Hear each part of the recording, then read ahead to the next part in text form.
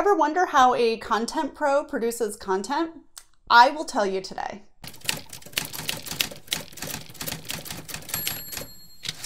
Hey there, I'm Abby Herman with Right Solutions. I know that sometimes it's hard to add a new content stream to your business or to do something a little bit different. Sometimes it helps to take a look behind the scenes at what somebody else is doing so that you can either use that as a model or a guide or just pull a couple of tidbits of information that will help you. So today I'm going to walk through my process for creating my blogs and my videos because they're pretty much the same. So you can take what works for you and use that within your own business. First of all, I plan all of my content by theme. And my themes run anywhere from 1 month to 2 months long, sometimes even a quarter. And all of my content for those theme periods are centered around one central topic or idea. So right now we are talking all about content creation for about 2 months. And I've also talked about business ownership, online marketing, business growth.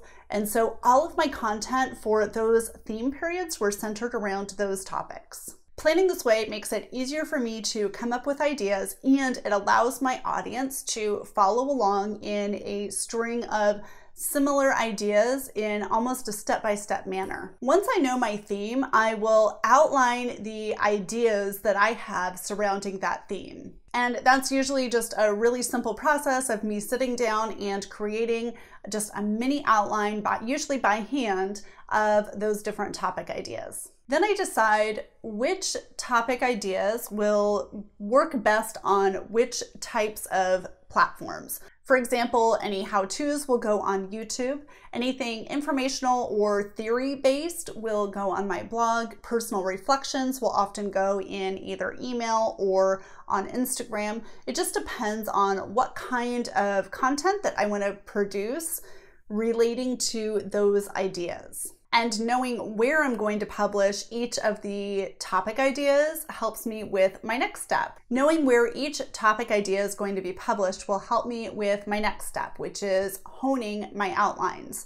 So now that I know where it's going to be published, it's easier for me to come up with talking points for videos, to kind of flesh out some ideas and write out some sentences for my blog post and really fill out those outlines so I have all of my main points included. This is also the stage where I do the majority of my research. So I take a look at what experts in the field are talking about, what others in my industry are publishing, and I build out my ideas from there, not stealing from their ideas, but kind of talking about it in a different way or my take on different ideas. Once my outlines are complete, I either sit down and write my blog posts or I sit down and record my videos. I tend to do this in batches where I'll write a couple of blog posts at a time, or I will film up to 15 videos at a time. Creating content in batches saves loads of time in the long run. The next step is editing. So I edit all of my blog posts, and when I say edit my blog posts, basically what I do is I take my completed blog post, I set it aside for a few days, and then I come back to it and I reread it. I make sure that it is on message and it's on brand, and I also make sure that it gets the point across that I want to get across to my audience.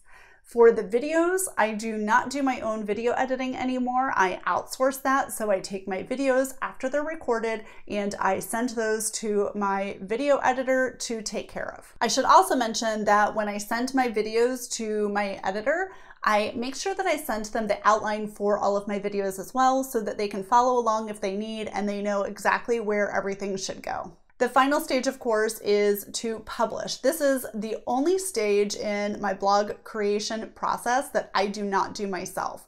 I send this to my virtual assistant to create the graphics for all of my blog posts, and then she loads and formats them on my website. For my YouTube videos, I actually do that publishing myself. So I load it to YouTube along with the thumbnail that my editor provides. I add tags and I optimize the video as much as I can. I like doing this process myself because I'm learning more about YouTube and how to get ranked on YouTube, and it's just an important process that I want to go through before I outsource that. Of course, one thing I have not mentioned is sharing my content. And we all know how important it is to share and reshare our content. So I do that on all of the social media channels that I can. Plus, I create links to put in my email newsletter that I send every Friday. And that's my process. What do you think? Let me know what questions you have. If you have a very different process, I would love to learn about what you do to create your content. Leave me a comment down below and let me know. Be sure to give this video a thumbs up and subscribe to the channel if you haven't already done that. Thank you so much for watching. Have a great day.